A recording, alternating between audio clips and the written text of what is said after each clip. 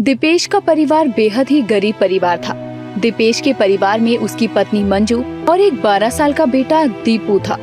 दीपेश गांव के नुक्कड़ पर पानीपुरी की दुकान लगाया करता और दीपेश की पानीपुरी की दुकान काफी मंदी चल रही थी। अरे क्या बात है, आज तो पानीपुरी बिकी ही नहीं। अरे हाँ, आज तो बहुत कम पानीपुरी बिकी है और खर्चा भी कुछ खास नहीं निकल पाया। अरे आप कब तक यही पानीपुरी की दुकान से आस में हैं? अपने बीवी बच्चों को कब तक भूखा मारते रहोगे? अरे मंजू, तुम कैसी बात कर रही हो? आज ही तो हमारी पानीपुरी कम बिकी है, वरना रोज तो खर्च जितना पैसा निकल ही जाता है। अरे मैं तुम्हें कहती भी हूँ, ये पानीपुरी का काम अगर तुम्हें करना ही है तो रोज शाम के समय पानीपुरी की दुकान लगा लिया करना।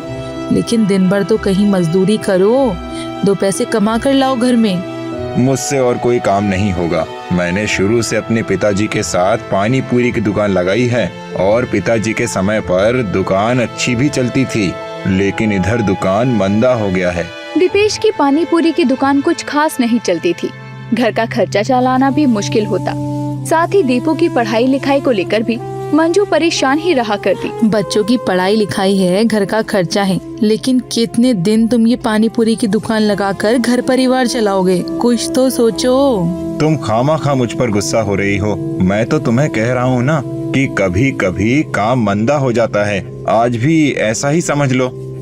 मंजू चाहती थी कि घर अच्छे से चले और उसका बेटा अच्छे स्कूल में पढ़ सके, लेकिन घर में कमाने वाला सिर्फ एक ही था और वो था दीपेश। अब मंजू भी तय करती है कि वो घर से बाहर निकलकर काम करेगी। अरे मंजू, तुम कहीं जा रही हो क्या?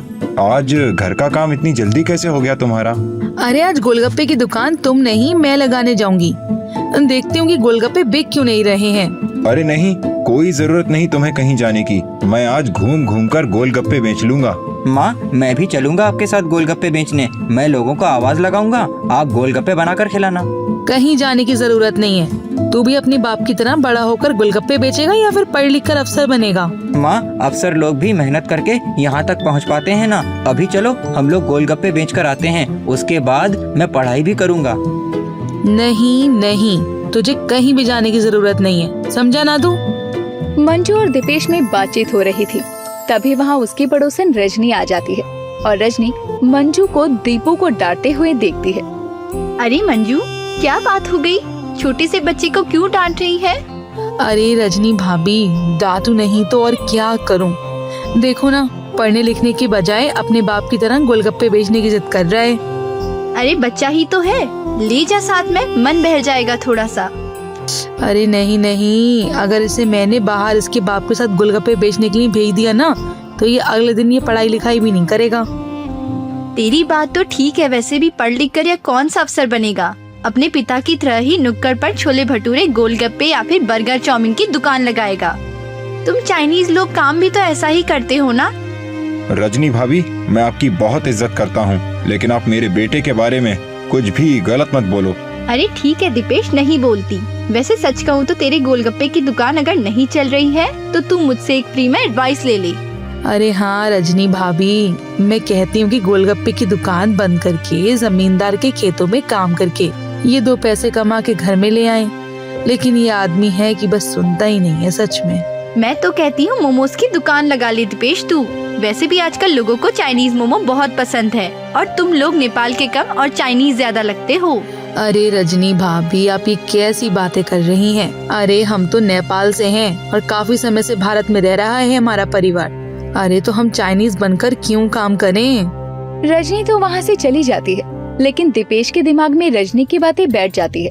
अब दीपेश अपने गोलगप्पे की दुकान को अगले ही दिन बदलवा लेता है और अपने ठेले पर पोस्टर लगाता है, चाइनीज गोलगप्पे वाला।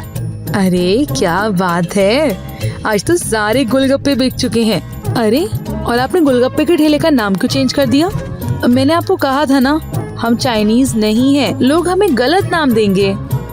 लेकिन तुम्हें शायद पता नहीं मंजू, इसी नाम की वजह से तो आज गोलगप्पे बिके हैं। लगता है रजनी भाभी ने जाने अनजाने में हमें सही आइडिया दिया। अरे लेकिन अगर लोगों ने हमें सचमुच चाइनीज समझ लिया तो हमारे लिए दिक्कत भी तो होगी ना। आपको तो पता है उनका खान पान कैसा होता है। घबराने वाली कोई बात नहीं है, भगवान ने ही हमें रास्ता दिखाया है। दीपेश अपने गोलगप्पे की दुकान का नाम चेंज करवा लेता है लेकिन वो आने वाली मुसीबत से अब तक अवगत नहीं था। जैसे ही रजनी को ये बात पता चलती है, रजनी सारे गांव में लोगों को जा जाकर कहती फिरती है, अरे मैंने कहा था ना, यह दोनों मियाँ बीवी चाइना से आए हैं, नेपाल से नहीं। यह तो कुत्ता बिल्ली चूहा सब खा जाते हैं। राम रे राम, हमारे गांव में अब ऐसे लोग रहेंगे। मैं तो कहती हूँ उनके हाथों का बनाया हुआ कोई गोलगप्पा खाने भी मत जाना, ना जाने कौन सी बीमारी फैला जाए। अगले दिन दीपेश के गोलगप्पे गांव का कोई भी आदमी नहीं खाता, जिस वजह से उसे दूसरे गांव जाकर गोलगप्पे बेचने पड़ते थे। और जब दीपेश घर लौटकर आता है तो अपनी पत्नी को सारी बात बताता है। अरे मंजू, पता है आज कोई भी गांव वाला मुझसे गोलगप्पे नहीं ले रहा। अरे माँ, आपको पता है गांव के बच्चे मुझे चाइनीज चाइनीज कहकर चिढ़ा रहे हैं। किसने बोला तुझे ऐसा? चल अभी उसे बताती हूँ। अरे बच्चे हैं, जाने दो, किसी के मुंह से निकल गया होगा। पहले भी तो बच्चे चिढ़ाया करते थे ना। अरे मैंने आपको कहा था ना, रजनी भाभी की बातों में मत आओ। वो एक नंबर की आग लगाने वाली औरत है। अरे पापा, आपको नहीं पता, बच्चे मुझे ये भी कह रहे थे कि हमारे घर में कुत्ता बिल्ली चूहा सब खाया जाता है। क्या? ऐसा किसने कहा तुझसे? अभी चल, मैं उससे पूछता हूँ ये सब बातें गांव में कौन फैला रहा है। हाँ पापा, मुझे पता है ये बात कौन फैला रहा है। आज मैंने रजनी आंटी को 2-3 आंटियों से बात करते सुना था। वो कह रही थी कि दीपेश से गोलगप्पे मत लेना, वो ना जाने क्या क्या खाया होगा। अच्छा, तो अब समझ आया, ये सब रजनी भाभी की चाल थी और हमें नीचे गिराने की। लेकिन वो जानती नहीं है, मैं अपनी जिद पर आ जाऊँ ना तो अपने इस गरीब घर को महल बना दूँ। गांव में सभी लोग दीपेश और मंजू से दूर दूर रहने लगे। इधर मंजू काफी परेशान हो जाती है, लेकिन वो फिर भी हार नहीं मानती। अब वो अपने पति के साथ गोलगप्पे बनाकर अपने गांव को छोड़कर दूसरे गांव में घूमकर बेचना शुरू करती है। और शाम होने से पहले मंजू के सभी गोलगप्पे बिक भी जाया करते हैं। मैं आपके लिए खाना निकालती हूँ, तब तक आप हाथ मुंह धो लीजिए। और हाँ, मुझे ना आपसे एक जरूरी बात करनी है। माँ, आज मैं स्कूल टेस्ट में सबसे अच्छे नंबर लाया। सभी बच्चों ने मेरे लिए तालियां भी बजाई। ऐसे ही मन लगाकर पढ़ बेटा। अपने पिता की तरह ऐसी मेहनत मजदूरी नहीं करनी तुझे, बल्कि अपने बूढ़े माँ बाप की सेवा करनी है तुझे। कहो, क्या जरूरी बात करनी है तुम्हें मुझसे? अब तो तुम भी गोलगप्पे बेचने जा रही हो। लगता है तुम्हें अब भी मुझसे शिकायत है। अरे मुझे आपसे शिकायत नहीं है, मैं तो ये कह रही थी मैं गोलगप्पे का ठेला लगा लेती हूँ, आप सेठ जी की दुकान में काम कर लीजिए। आज वो आपको अपनी दुकान पे रखने के लिए बात करने आए थे। तुम ठीक कह रही हो, अब तो मुझे भी थोड़ा बहुत इधर उधर काम देख लेना चाहिए। अब तो तुम भी चाइनीज गोलगप्पे वाली बन गई हो, भला तुम्हें क्या दिक्कत होगी? अरे इसलिए तो कह रही हूँ कि अगर आप सेठ जी की दुकान पर काम करेंगे ना तो आपको कोई दिक्कत नहीं होगी। हाँ पिताजी, पहले से तो अब घर में अच्छा अच्छा खाना भी बनने लगा है। और आपको पता है, जब तक मुझे कुछ अच्छा खाने को नहीं मिलता, मेरा तो पढ़ाई में मन नहीं लगता। ठीक है, तुम कहती हो तो मैं ये भी कर लेता हूँ। अपने परिवार के लिए मैं ये तो कर ही सकता हूँ, और तुम अपने गोलगप्पे की दुकान संभालो।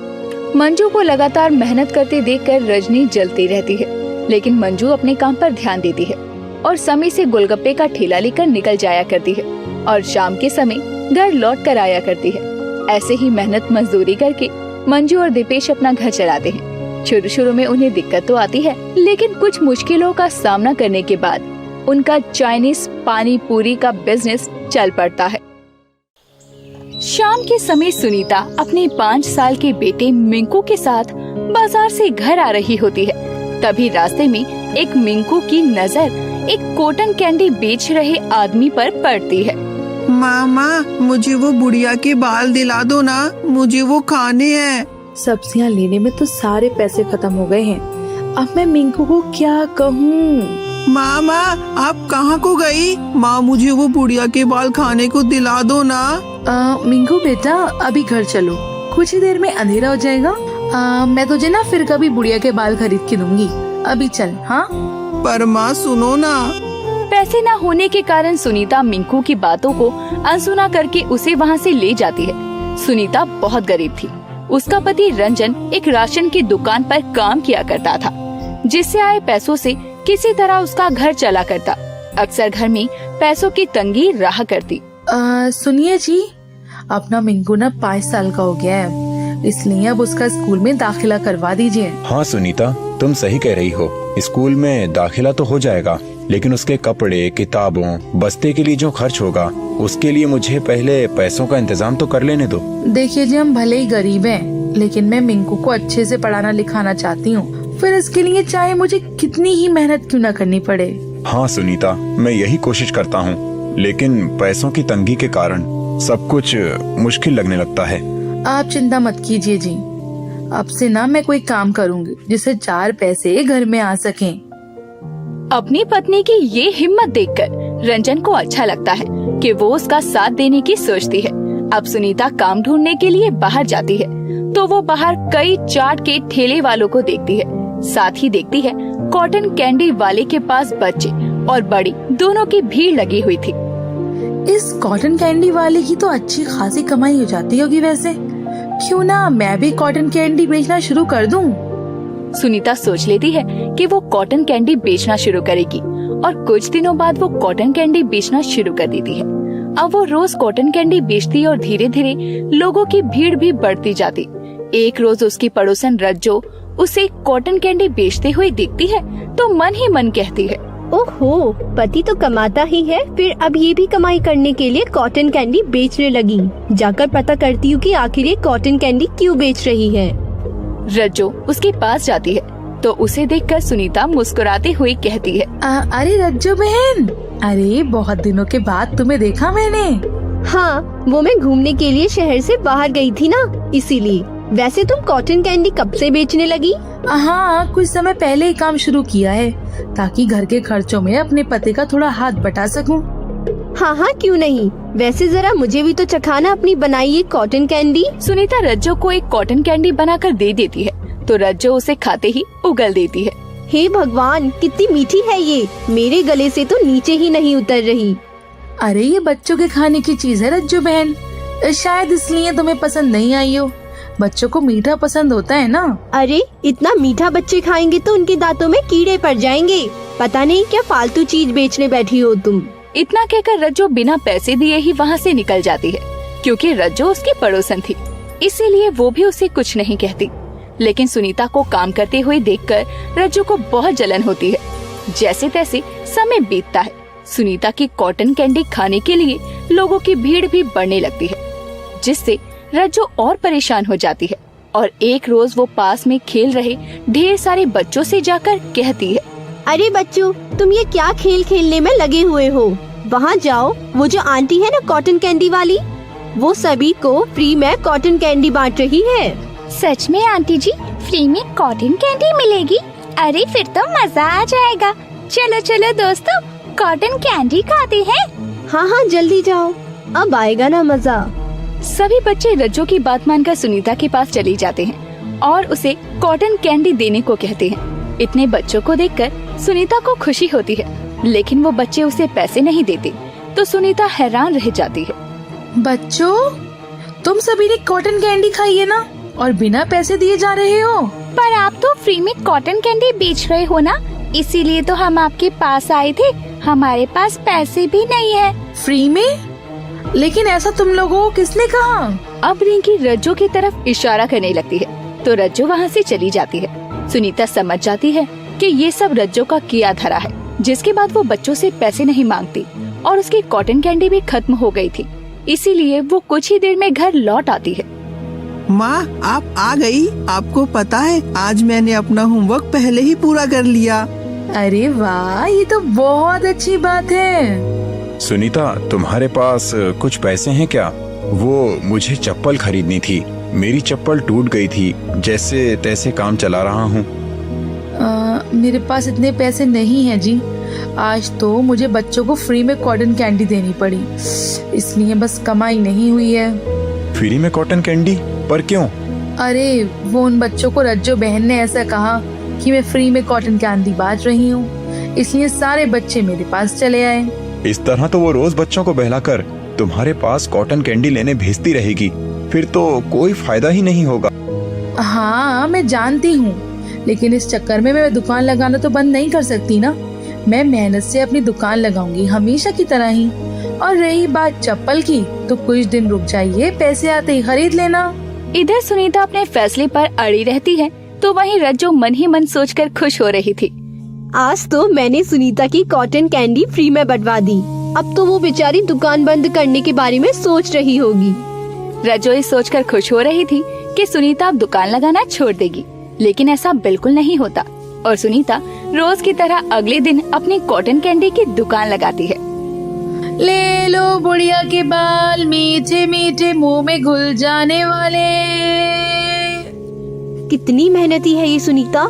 कल मैंने इसका कितना नुकसान करवाया, फिर भी आज ये मुंह उठाकर काम कर रही है। उसी समय वहाँ एक सेठ आते हैं और सुनीता से कॉटन कैंडी लेती हुई कहते हैं, बेटी तुम बहुत मेहनती हो। मैं रोज देखता हूँ कि तुम मेहनत से कॉटन कैंडी बनाकर बेचती हो। मुझे अपने ढाबे में एक ऐसी ही मेहनती इंसान की जरूरत है। क्या तुम मेरे ढाबे में काम करोगी? अरे लेकिन मैं तो ये कॉटन कैंडी बेचती हूँ। हाँ, तुम आधे दिन मेरे ढाबे में काम करना और आधे दिन मेरे ढाबे के बाहर ही ये कॉटन कैंडी बेचना। मेरे ढाबे पर बहुत लोग आते हैं, उससे तुम्हारी बिक्री भी हो जाएगी। आपका बहुत बहुत धन्यवाद सेठ जी, मुझे काम देने के लिए। ये सब सुनकर सुनीता बहुत खुश होती है और अगले दिन से वो ढाबे पर मेहनत से काम करने के साथ साथ कॉटन कैंडी भी बेचने लगती है, जिससे धीरे धीरे उसकी ज्यादा कमाई होती है, जिससे वो अपने बेटे को अच्छे से पढ़ाती लिखाती है और अपने घर की आर्थिक स्थिति में भी सुधार करती है। इस तरह सुनीता की मेहनत सफल होती है और वो अपना काम भी लगन से करती है। दोस्तों, हमें भी अपना काम पूरी मेहनत और लगन से करना चाहिए और किसी भी मुसीबत से डरना नहीं चाहिए।